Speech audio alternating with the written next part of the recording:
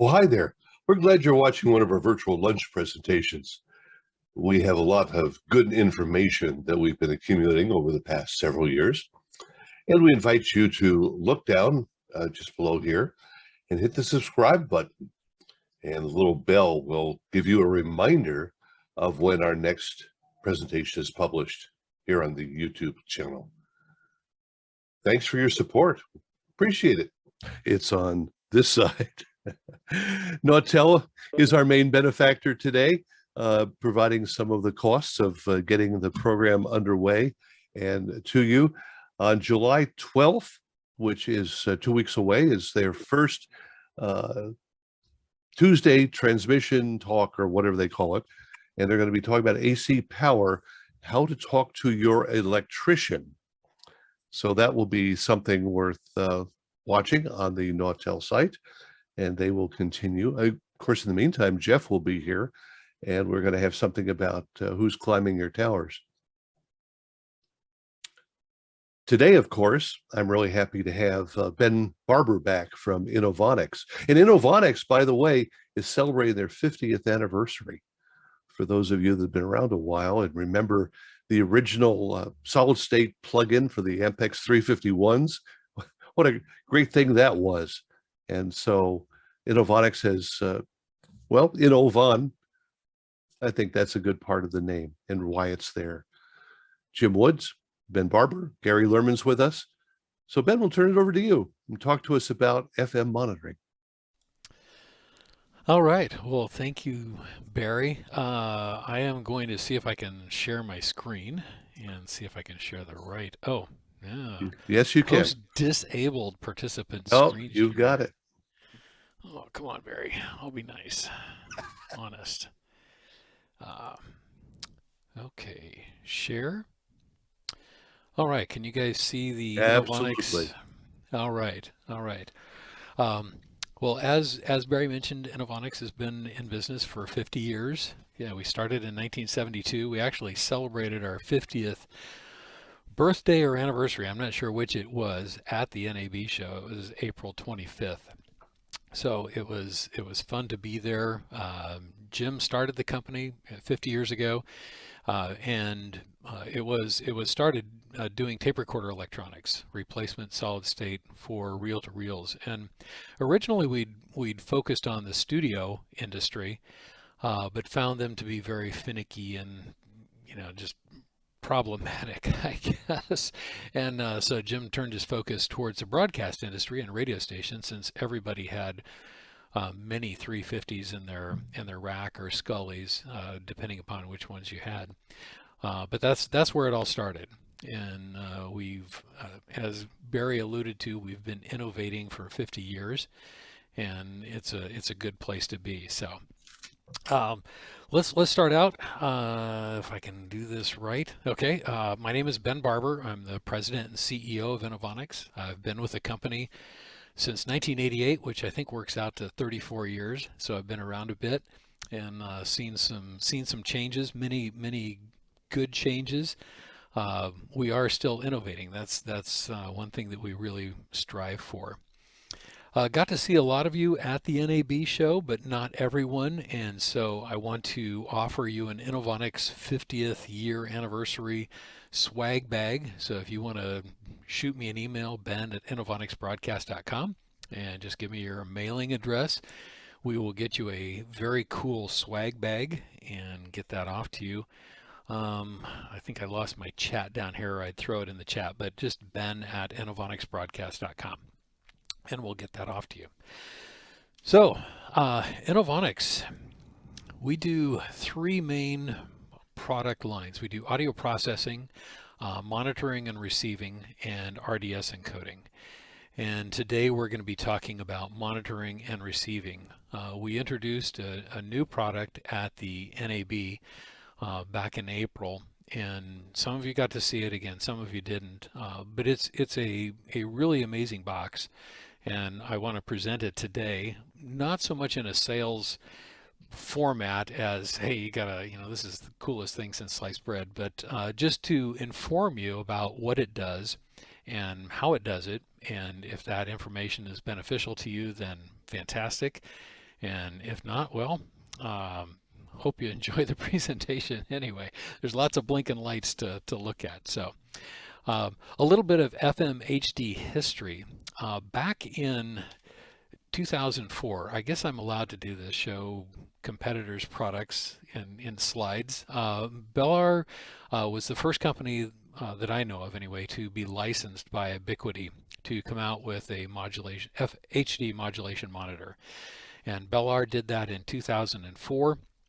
They introduced their FMHD1, and it's actually still available today.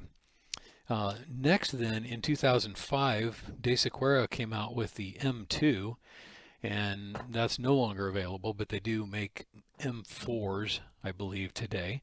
And so that's also an option. And then, of course, the Golden Eagle came out in 2007, and it was a little bit different of kind of a box in that it had a really tiny screen, and you had to hook up to it. Basically, it was a Linux machine that could decode HD and give you different parameters. If we fast forward to today, this is from the Ubiquiti website.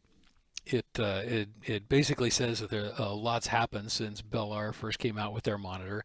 All major auto manufacturers are shipping with HD radios equipped cars for North America. There's 313 different models available with HD radio. There's 4,500 HD radio programs available on the air in North America, and 85 million HD radio equipped cars on the road. So it's definitely got traction, especially since 2004, when the first modulation monitor was licensed by Ubiquiti. So a lot has happened since then. In 2022, we introduced our Model 551. So this is the 3U version, and it has a very large 7-inch touchscreen on the front, the color touchscreen, and it works really well. It's a capacitive touchscreen, works just like your phone, very smooth and clean looking. High resolution display. It also has LED meters, bars on it to show FM modulation, the FM audio levels, as well as an HD 1 through 4 audio levels. And actually, I should say more appropriately, 4 HD stereo audio levels. It can be changed, so I'll just we'll talk about that in just a minute. We also introduced the Model 552 with a diminutive display, which I hate using that word, but it's quite appropriate to describe the display on the front panel of this unit. Originally, when we came out with the 551, we were working on the R&D, and we got some feedback, and people said, you know, the display is great, it's wonderful, it's beautiful, but this thing's going to be at a remote transmitter site somewhere, and we just don't need that. And so can you make a 1U version that's, you know, basically completely, you connect to it through the web? So we thought, yeah, and originally our idea was just to display basically an IP address on the front of the unit, and that was it. And that got nixed, and a little bit of feature creep happened, and so we wound up adding some more things on the front panel. But again, more about that later. So the differences in the two units, in looking at the back panel, you can see that the 1U version and the 3U version, the bottom looks exactly the same. And it is exactly the same. We use the same main board inside, and the main board is identical in both units, which means that the web interface and everything is identical. The difference is all these connectors up here at the top. These are full-time analog outputs and AES3 outputs, so you can get full-time FM audio as well as 4 HD audios coming out of the unit. So if that's something that you need, that's a great option to get the 3U unit, where you get the full-time audio on Studio Hub connectors is what we decided on. Real quick though, going on the back of the unit, you have an antenna input that's set up for a 75 ohm antenna, so you can remotely locate the modulation monitor. You also have a high-level RF input that connects right to the transmitter. You have an MPX output, and then you have 3 XLRs, which are going to be audio outputs, but they're selectable. So you basically have a rotary switch, and you can, adjust for whichever audio you want to listen to on those XLRs. Then there's a LAN port for your web page and network connection, and then an audio over IP port, which is a Dante port, but it's also can be set up and configured for AES67, which will work with any one of the AOIPs in the broadcast industry. And on that AOIP port, you get all 5 simultaneous audios. So there's decoders that are built in this box that are working 100% of the time, whether you're listening to them or not. But they're monitoring audio levels, they're monitoring all the metadata, the images and everything full time, so that it's not like you have to switch away from one to listen to the other. They're happening all the time. So when you get the box, and we're going to just focus on the 3U, but we'll touch on a couple of differences in the 1U. So the best thing to do is to turn the box on, and you come up with the home page there. This is actually a screenshot of the LCD on the front panel. And what that gives you is the now playing page. So you can see all the important data about your RSSI levels. You can see the images, the metadata coming in. You can also see radio text and so on. Click on the now playing drop down menu, and you get a drop down menu with lots of different options. Go to the network connection and set up your network. The touchscreen on this thing is great, but I find just working through the web interface to be so much more intuitive and easy to do. So set up your IP address and don't look back. So when you do set things up, the first thing you want to bring up, the first web page in my recommendation to bring up, is the time and the time server page. And this is so many people overlook this, and when it ships to you, it ships at 0 UTC. So that's probably nobody on this Zoom call right now is in that time zone. So you want to set the offset and set daylight savings time appropriately if you're not in Arizona where Barry is, and turn that on or off and set it up. And what this does then is further in the presentation, you'll see that there are time sensitive things, and especially the alarms and everything going back to when did that alarm happen and what happened at that time. So you want an accurate time. So set that up. Next thing to do is to go to the now playing page and set up your receiver, the radio portion of it. And you can see you can tune to 100.7. You see the tuner is tuned in, and it shows HD 1 and 2, which means there's 2 HDs on this particular channel that we're receiving. There's on the front panel, if you looked, there was the nomenclature there said HD1, and then the bar to the right of it said HDA, and then HDB and HDC. And we did this because you can actually select which HDs you want to route to those meters and everywhere else in the box. So you could logically or normally you would pick an HD 1, 2, 3, and 4. But you could pick HD 1, HD 5, 6, and 7 if that's what you wanted to do. So that's why we gave this sub A, sub B, sub C designations. But you can set that up here. You can see that the HD2 is lit up, white, HD3 on or not. So that just means that an HD2 program channel is available, and you can select that for the HDA. Once you do that, everywhere else in the box, it's going to show up as HD2 on that what was HDA. So that's just keeps things clear. Also on this page is where you select whether you're going to be using your antenna input or a high-level RF input, and you can set that appropriately.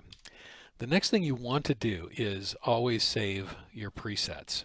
And a preset for Inovonics products anyway are a complete set of parameters. Not only, for instance, preset 1 could be a high-level input, preset 2 could be a low-level input.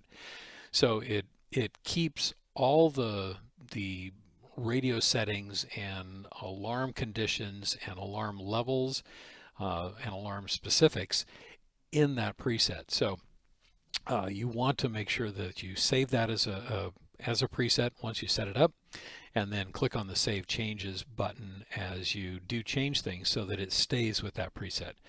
And we'll get into more of that in a little bit. So here's the Now Playing page again from the web interface, and you can see a number of reception metrics, and you can also see alarm conditions. So any one of those alarms, if they're grayed out, that means the alarm is not turned on in the unit. If the heading is white, that means that the alarm is enabled. And then if the little red dot next to that, the LED, the virtual LED lights up, then that means the alarm is actually active. It's in the alarm condition and should be notifying you of something. So let's start off with FM measurements and audio levels. You can go to the FM page, and we can see our total modulation right here in this screenshot is 97%, nearly 100%. You can see that the pilot is running at 8.5% and RDS is at 5.3. The meters will obviously bounce up and down very quickly. The numbers on the right hand side move a little bit more slowly so that you can actually see what they are, and they're not just constantly flipping in front of you. You also get left and right measurements, separation, L plus R, L minus R, crosstalk measurements, and also loudness units. The loudness units are very helpful in comparing actually the loudness of the FM to the HD program channels, and you can compare those. So looking at the FM levels, you can see that we're just showing HD1 and HD2, so you can actually see a real dB reading on both of those meters, as well as, again, the loudness units below. This is a feature that we added in because people were wanting to know how the FM compares to their HD1. Obviously, those levels should be matched, but also their HD2 and 3 and 4. And if you're having a classical station or something like that on your HD2, then the loudness is probably not going to be the same as a rock or a contemporary format on your HD1. But if you're doing 3 similar formats or 4 similar formats, it would be good to have those levels nearly similar so that as you go through the dial and change virtual stations or change streams, the levels will be similar, and the users will like that. So that metering down there at the bottom shows you the HD1, and you can see HD2 and then HD B and C because we're not using B and C. So graphs and measurements. This is going to appeal to the engineering side of us all. You can see the MPX spectrum, so you see the L plus R, the pilot, the L minus R 38K, the 57 kilohertz RDS, and then these guys have a 67 kilohertz SCA. And if you mouse over the graph over the 57 kilohertz area, you can see that the RDS injection down there at the bottom is 5.4%. So it shows you what the injection level is for the area that you're actually looking, and you could put your mouse over the 19 kilohertz pilot and it would do the same thing. You can look at the audio spectrum, the left and the right. It shows you there the levels. You can do that for FM, HD1 through HD4 also, and look at those different levels. You have averaging, peak, you can have a hold, and see where those levels wind up. This is probably the graph that you want to see. This shows your HD spectrum. This is coming off air, so that's what those little extra spikes over on the left and the right hand side outside the mask are, and those are just artifacts because we're probably about 40 miles away from this station, so we get all sorts of noise between them and us. But the graph is still good. You can see the mask there, so that this is a minus 20 dB station, and you can see that they're fitting underneath the mask. If this was plugged into a transmitter port, the image would be beautiful. Those sidebands would be perfectly flat on top if everything was working correctly. There's a button on here that says normalize, and what the normalize button does is it if you unmodulate your FM carrier, so you're quiet, you have dead air, this is going to normalize to 0 dB, will be the peak at your receiving frequency, or at your transmitting frequency. So that's what the normalize button does. It keeps everything relative and your mask consistent, so that you don't have to go in there and figure out how loud your RF is, or how strong your RF is, and then adjust the mask and everything else. That you just click on the normalize button and it does it. There's also other little graphs and sideband highlights you can see in there. So whether you're in MP1 mode or MP2 or MP11, you can see how those graphs, those bars on the side light up, and you can see what your occupied bandwidth is for that. The important thing down at the bottom of this graph is it shows you your total sideband, or your total HD injection, the upper sideband, the lower sideband, and the total amount combined there. And this is all mathematically worked out and follows the ubiquity standard. So it's quite handy to have this. You can also mouse over this image, and it will give you a reading of what frequency you are and what the dB level is wherever your cursor is put. So you can measure the sidebands. You could measure, if you were connected to your transmitter and you were getting those spikes out there on the side, you might want to measure those and then work on things, and then come back and look at them again and go, yeah, okay, I need to do some other stuff. So anyway, that's the measurements for the HD sideband and injection level, and really a handy thing to look at. As far as HD channel information, you've got the universal HD data. It shows you your short name, your slogan, where your transmitter is located. Also the service mode that you're broadcasting in. This station, for instance, just has an HD2, so it's an MP1 mode. And then you can also view emergency alert data. So if you're doing that through your HD channels, you can see that data. Then more specifically, you can jump to the HD1 data field. You can see what kind of codec you're using. You can see the transmitter gain. You can also see the data coming in for logos and album art. And here you see the transmitter gain highlighted. And this is something that's unique just to the Inovonix 551, 552, is that you can actually see the bit rate of your HD data. So I don't believe that's available on any other mod monitor. But you can see that the HD1 is 46 kilobits. And then if we look at the HD2, we can see that it's being broadcast the audio at 30 kilobits per second. So that's a very useful tool, especially now where ubiquity doesn't give you the ability in the newer firmware to partition or divide up your pipe, basically, so you can see what it's doing. You just pick different modes depending upon if you have an HD 1, 2, 3, 4, whatever it is, and then it breaks it up on its own, and you get what you get. So this actually shows you what the bit rate is. In addition to HD data, you also get to see RDS data. You see all the different program service names, the radio text plus data there, the PTY, which would be your format code, time, everything is displayed there. And as well, you also get to see how the data is being broken up in the different groups.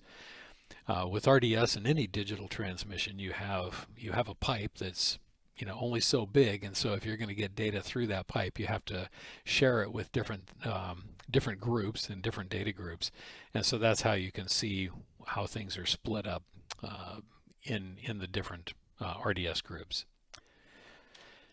On the HD monitor, we have what we call the listener experience, and it's a screen here that this is showing the data for HD1. You can see the station's logo. This is in the advanced broadcaster mode, so this actually gives you a history of up to 16 images. Going back, you can scroll through those and look at them. We also have the simple listener mode that you can click on up there at the top. And what that does is it just shows you one image, and that's the image that the listener is seeing. But as a broadcaster, you may want to scroll back through images and look at them and see how they came through, if they were correct, incorrect, or whatever they were. When you mouse over an image, a little window pops up, and it shows you more information about that image. This one, it shows you the file name, when the image was received, and that it wasn't triggered yet. And if you look at this web page, you can see that there's a gold line around the logo, and what that means is that that's the image that's being transmitted right now. So the next image to the right, which is album art, has been loaded, has been sent by the importer, but it hasn't been triggered yet. So it sends the image, and then as soon as the event or the song starts, then it should trigger that, and then the image will appear. So it has to be sent ahead of time, and that's what this is showing. It's been sent ahead of time, but it hasn't been triggered yet.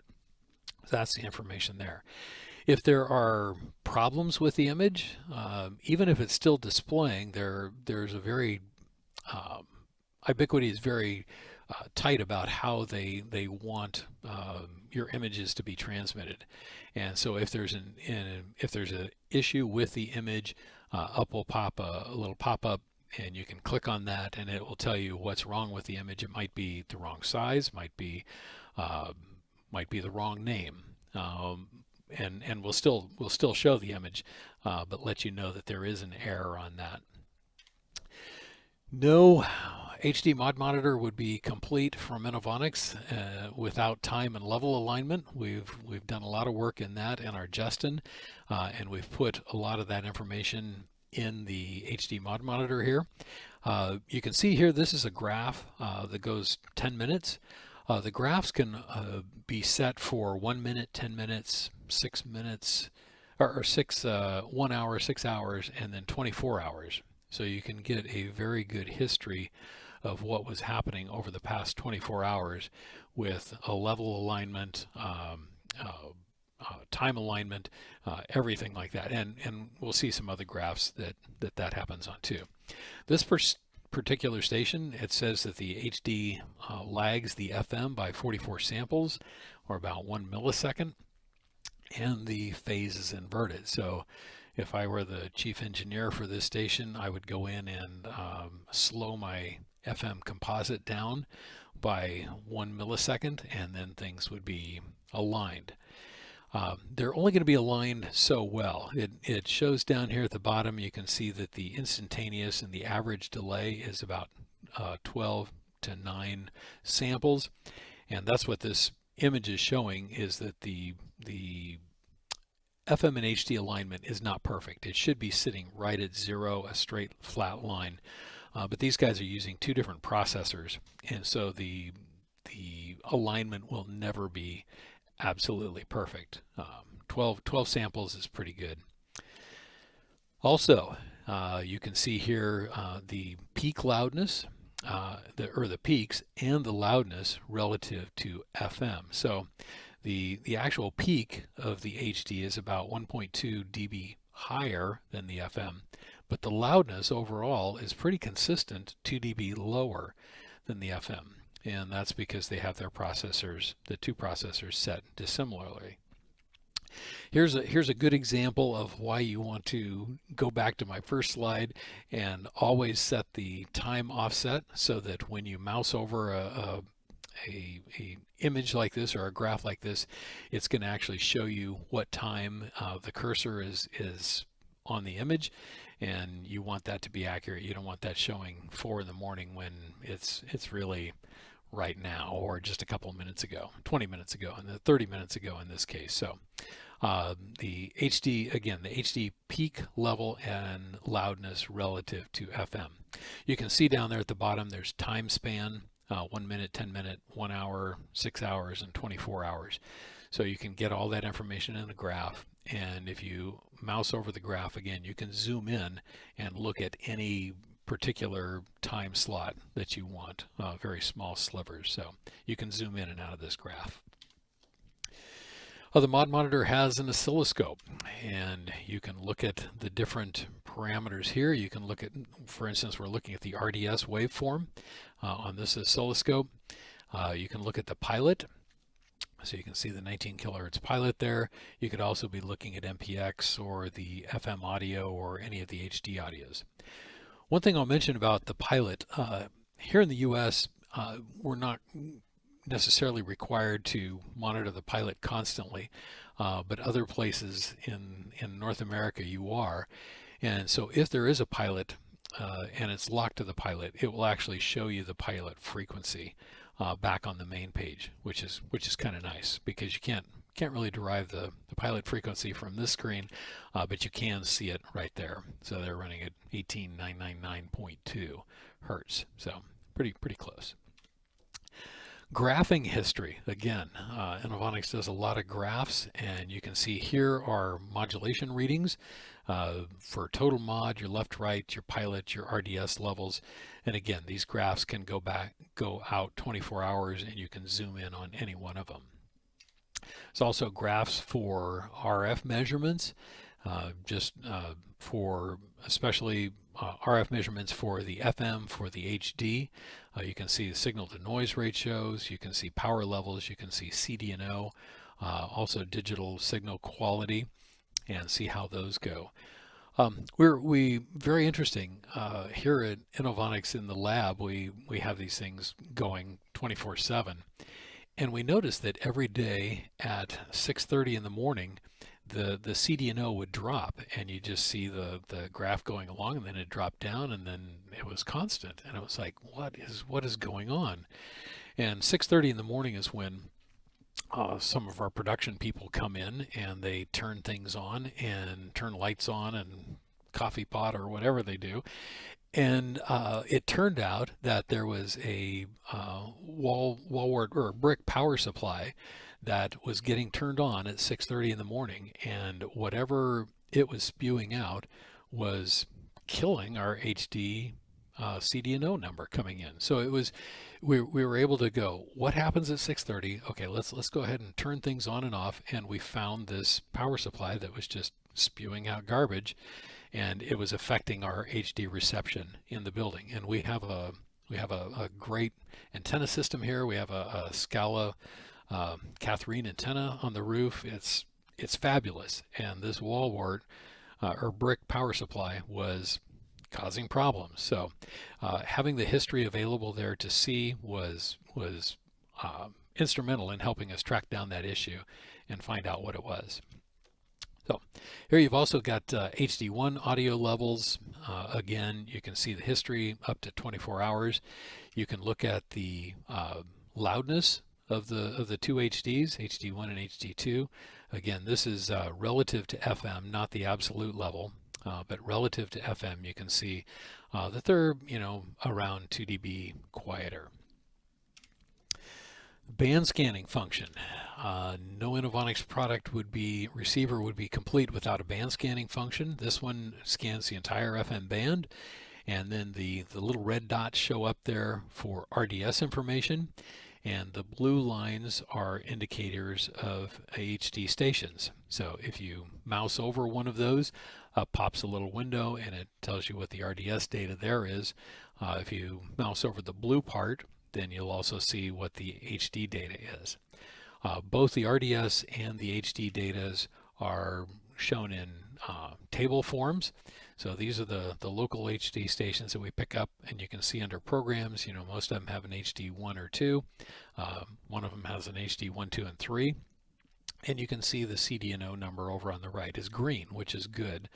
It can also turn orange, and then it can go to red if the CDNO is too low. CDNO in HD radio is king. Doesn't matter what your RSSI is. CDNO is a digital carrier to noise ratio, and that's the most important number.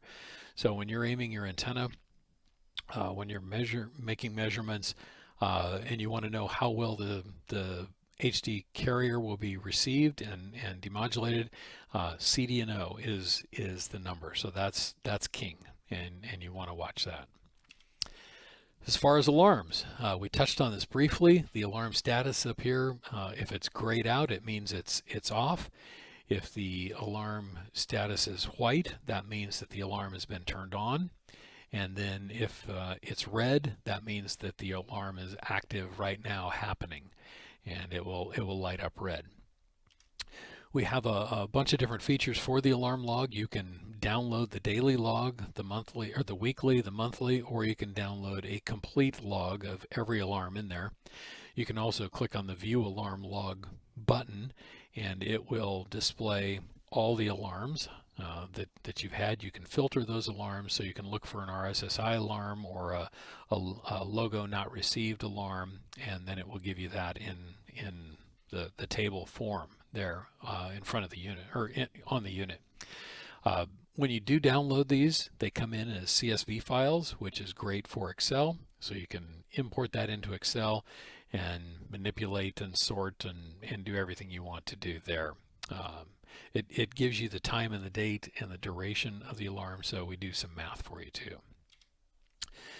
There's other settings in the box. Hope this isn't too much drinking from a fire hose real quick, but you can set up the different radio settings. You've got RDS, de-emphasis. You can change the attack time for the modulation response.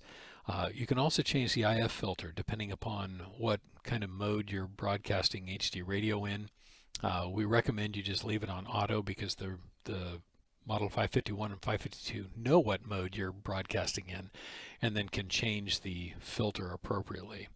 And the filter is that filter to filter out the HD sideband so that you can get an accurate FM modulation reading. So pretty important. There's also audio output. These are the assignable outputs that I was showing you on the back that are on both units. You can pick what you want that output to be, and then you can also pick the level, the analog versus the digital levels independently. There's also streaming. We do it with Dante. Dante can also do audio over IP, and you get all 5 audio streams simultaneously. That's something unique too for our box. There's also a codec built into this so that you can stream any one, again, of those 5 audio sources. It's HEAAC version 2, so it's good quality audio coming out of this. You can listen to it and it should sound very, very good. Also, multiple people can listen to it at the same time, so you're not restricted to just 1 or 2 people, but up to 10 listeners can do that. One of the things that we do is we provide an IceCast streaming server in the box. So if you put in the IP address of the box and then a /stream0, that's pretty hard to see there, you put that into a browser or a player or a VLC or anything like that, and instantly stream 0, which is the FM stream, will start streaming. If somebody wants to listen to stream 1, which would be the HD1, again, the IP address /stream1 would provide that audio stream for you. So really versatile and works really well. The other thing that Inovonics products have is web listening. So if you're on the main page, on this you can pick one of your presets if you want to pick it quickly. This top bar is visible on every web page, so no matter where you are, you can get to a preset. You can select from a drop-down menu if you want to listen to FM, HD1, HD2, or 3 or 4, and then you click on the little speaker there, and you're going to instantly hear the audio on any web-enabled device. So there's no PC program separate that you need to load for this, no app you need to download. If you have a browser, if you have access to a browser, you're going to be able to monitor everything in the two boxes remotely. So this is handy if you're anywhere in town, if you're out of town, if you're halfway around the world and you want to be able to listen to your station, monitor it, look at the different parameters, you can do that. So, alarm monitoring. There are GPO on the contacts on the back, and there's 8 GPO contacts, and there's 20 alarms. So you can pick the alarm you want to go to whichever output you want, and there's a drop-down list of some of them, and you can use those for whatever you want. You can have when the alarm condition happens, you can ground the pin, or you can have it active open. Either way, it's very versatile, and you can mix and match and pick what those GPO contacts on the back do. SNMP, this is really important for monitoring remote sites. You can, especially if you have more than one site, you can use a MIB browser and some aggregate program to be able to monitor all your different locations, and then give you alarms and logging and change things specifically for each site. With all Inovonix products, the MIB file is built into the web page, so whatever version of software, or version of firmware I should say, that you're on, you have the absolute latest MIB file built into that web browser firmware. So that's really important. You don't have to go hunting for it. If you can access the web interface on the unit, you have the latest MIB. That's what that does. Setting up email and texts. There's lots of conversation on Google, and they're changing things in May. It's been a real pain in the butt. You can use a number of different email services. I wish Google hadn't done it, but they did. One of them that we recommend is SMTP to go, and you can go through and set up your units so that it will email you through that. If you have Office 365, you can email through that. So you set up your different parameters, your username, your password. There's a button down at the bottom to save all these parameters and save these emails. And then you can also send a test email real quick, and it blasts it out to everybody on your email list. You can set up to 10 email recipients, which is real handy. Not everybody needs to get every email. So here I am, Ben at InnovonicsBroadcast.com. I'm going to get the overmod and the low signal alarms emailed to me when that happens. Gary here, he's responsible for the HD side of things, so he's going to get an HD audio loss, an HD loss, or an HD program loss. And then we could both have the selection of, if we were in management, we'd get the weekly or monthly alarm log emailed to us. No need to wake us up in the middle of the night. So, security. Every box needs to be password protected. You can choose a password for the front panel. You can choose a web administrator password. This is like the biggie that lets you get into it and do anything. And then you can also use or set the web user password, which is a read-only password. And it's like what your mother used to say, look but don't touch. And so you can look at any parameter in the box, but you can't change anything. And so you have different levels for different users logging into the box, which is a good thing, we think.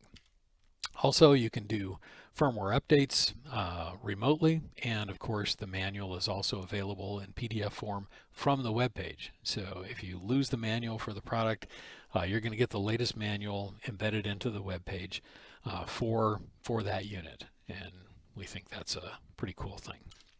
So the 551, 552, remember the 551 is a 3U unit, 552 is 1U. All the web pages in it are absolutely identical. The specs are identical. Again, the only differences are the front panel metering, the large LCD, and the full-time audio outputs on the back. That is the only difference. When we first again came out with the Model 552, or when we were working on that, our idea was, okay, minimalistic display on there. These things are getting put on mountaintops in remote sites, and just give people an IP address and that's it. Well, when we did our beta program, we found out that people still wanted something on the front panel. So when you do walk up to the unit, we have tuning parameters. You can see the IP address. You can see some of the other RF parameters, signal strength, CDNO, that sort of thing. But we did acquiesce, and we went ahead and put in a total modulation display. It's small, but you can walk up to the unit and pick that display, and you can see your total mod. You can also see your pilot level. Again, these are little bar graphs that move around, but the numbers to the right of them move more slowly, and they show the peak levels on those. You can look at your RDS level, and of course FM demodulated left and right, as well as HD1 and on through, so HD1 through HD4. So there are some some metering on the front of the 552, and I guess we were short-sighted until the beta program came out, and then we decided, okay, we'll do that. So here's the question. In summary, it's why get an Innovonix mod monitor and rather than someone else's? And the answers are here. It's got a large touchscreen, color display, full-time LED metering on the front, whether that's the LED meters or on the 552, even with the small one. You can remotely access it via any web-enabled device. You don't need a separate program to log into it. You don't need a computer to log into it. You can get access to it with any web-enabled device, whether that's a phone or tablet, computer, doesn't matter. Full-time decoding. You get your FM and your 4 HDs full-time, always there.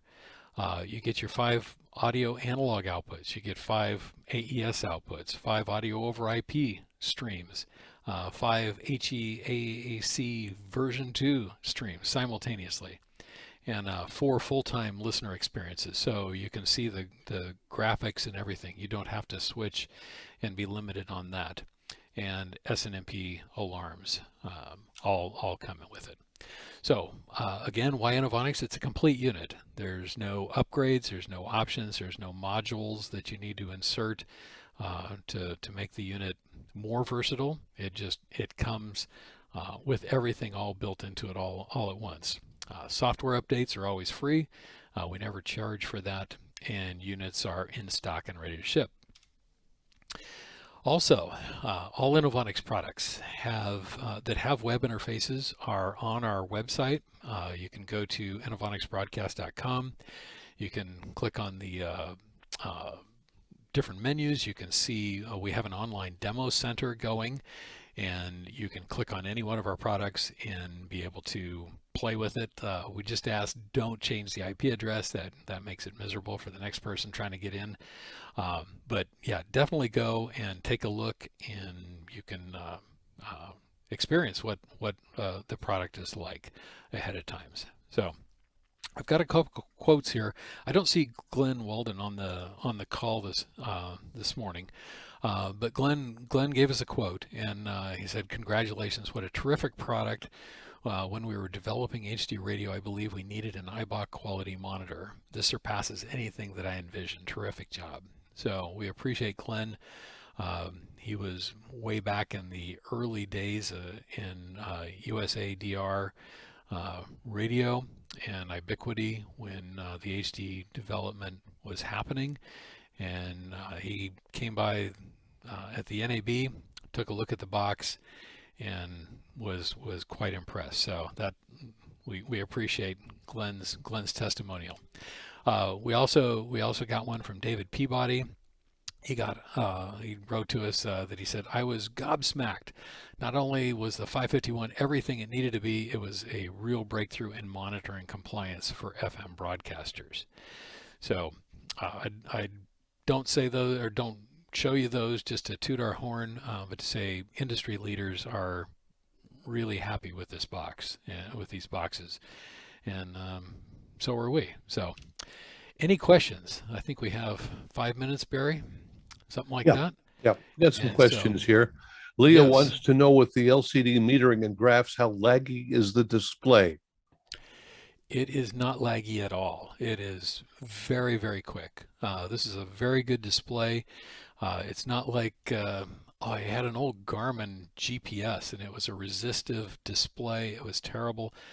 This is not like it. It's like your phone. You touch it. It's really responsive, very quick. Updates the graphs very quickly. So it's a great display. Okay, Brian Black asks, what's an MIB file? Something about Men in Black. I think they flashed their light at me and I forgot. Oh no, oh no. MIB file is a file that it's a text file, and it contains every variable in the unit. So whether it's a meter reading or whether it's a parameter that you would set, it's a text file that you download into what's called a MIB browser. And a MIB browser then can make sense of all those things. So if you have a Davicom remote control or a Burke remote control, you can download the MIB file into that, and it's just a really quick way of saving you a lot of time and effort on picking all the different parameters in the box. Okay. So yeah, and it's a text file. It's readable. It's very long, but it's a text file. Someone asked about the images of the albums that you were showing. Are those the ones that lock up radios in certain cars? Well, I think yeah. If you send the wrong image, yeah, I think it was Audi that was killing the radio. So yes, that would come up as an image, and it would say, yeah, there's a problem with this image, and so then you could click on it and follow through and find out. It actually the link takes you to the Ubiquiti website that can evaluate the image and then lets you know what's wrong with it according to their standard. All right. David Bialik asks, when you stream out, does it stream with metadata? Do you log the metadata sent out with the HD signal? That's a good question, David. I don't know the answer to that. Let me look into that and I'll find out. Yeah, I know what you're talking about. Definitely the audio is streamed, obviously, the AAC audio. But whether metadata comes with it, I don't know. I'm stumped. I'll find out. Any other questions? You can unmute by pressing your space bar or alternate A. Got a couple of questions. Yes, Harold. Yeah, first off, MIB, I think, is Management Information Base, and it's like database or something, but it is a text file. It's not meaningless letters. Second off, this is very, very impressive product. A couple of questions. I wonder about the hardware. Is this basically an SDR, just digitize the RF and everything else is software? Yes, there's an SDR front end. We get I and Q out of it, and from there we decode everything in DSPs and codecs. Yeah, so it's not a computer. There's no operating system or anything else. There's a couple of microprocessors in there that we've written all the code for, and it just takes the I and Q and does it. Yeah, it's very, very, very impressive. Does the front panel LCD duplicate the web interface? Not 100%, and the reason for that is because the front panel display is a small display, and a web page can scroll on forever. So some of the things are harder to display on the front panel, but all the information is available there. It might just be under a different tab because we've tried to organize it so that you don't have to scroll too much on the front panel. But everything is there on the front as well as on the web page. On the 551, not on the 552. Very good. A product I worked on, rather than writing two user interfaces, we just put a web browser on the front panel and everybody saw the same thing, but there is the display size issue. Thank you. Very great product. Yeah. Yeah. And somebody asked about the spectrum display. Would this be good enough for an NRSC measurement when a new exciter or transmitter is put up? That's another good question. The NRSC measurement goes out 500 kilohertz, I believe, from your main carrier. And our display, because of SDR limitations and everything and the INQ, we only go out, I think, 350 kilohertz. So it's not, it's more, you're going to be able to look at it and see if something's haywire, definitely. But if you're doing an NRSC proof, I think a spectrum analyzer would still be the best option to do. All right. Hey, Ben, I want to get back to one of the questions I was getting. When I asked you, do you log the metadata sent out? I was thinking about if you're keeping a log for obviously a historic purpose to check something.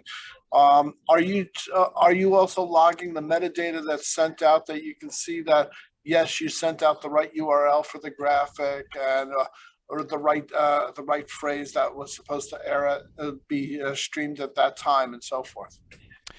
We don't keep a history of the metadata, but that would be a great thing through SNMP. You could pull that data and you could log it separately. That would be a perfect application for SNMP.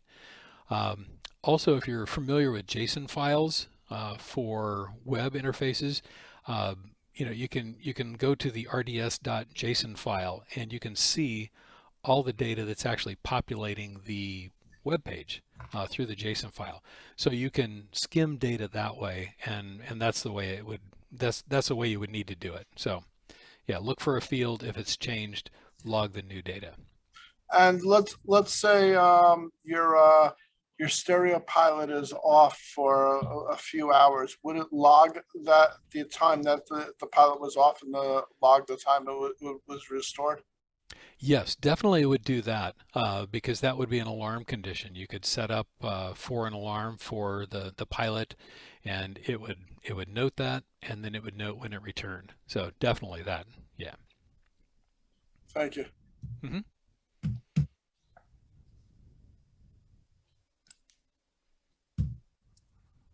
Well, Ben, I certainly appreciate the information you've brought to us, and certainly the fact that you guys continue to innovate. I think it's hard to say that you left much out. You know, in the office, and I'll share this with you guys, that in the office we have a saying that we say, innovate or die, as a company. And we've all seen companies in our industry that have not innovated, and they are no longer with us. But from the marketing standpoint, and Gary would probably appreciate if I said this, to the outward facing, to the industry, we always smile real big and we say always innovating.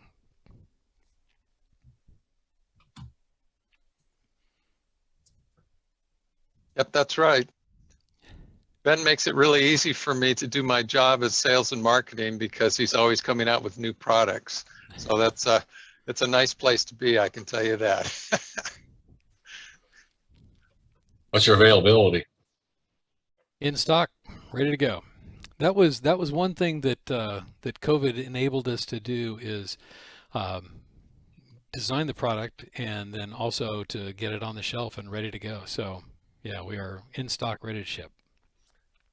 And the other thing I've always noticed about you guys is that you guys always seem to have fun in what you're doing.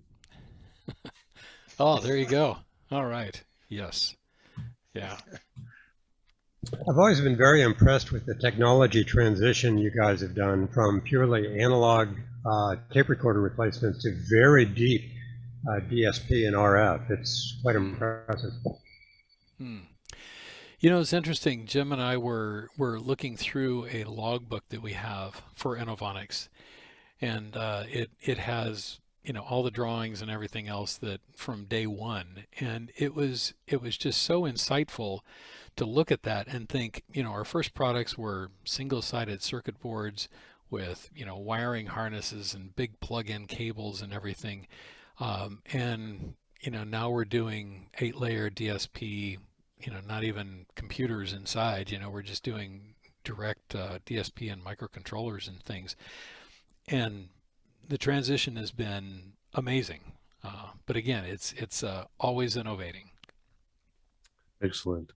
Well, we're going to ask sometime for you to come back with the next innovation and share that information with us too, Ben. Gary. Well, thank you very much for having us. If you guys have any questions, please contact us off list. And again, for the swag bag, drop me an email and we'll get one off to you and hopefully see you in 2023. Great. Had just under 60 people logged in while you were talking, and we'll have a video up tomorrow. For those of you that know someone that wants to see the full program and came in late, you can go to youtube.com, go to the BDR Net channel and subscribe. And when the video gets posted, it'll tell you it's ready to watch.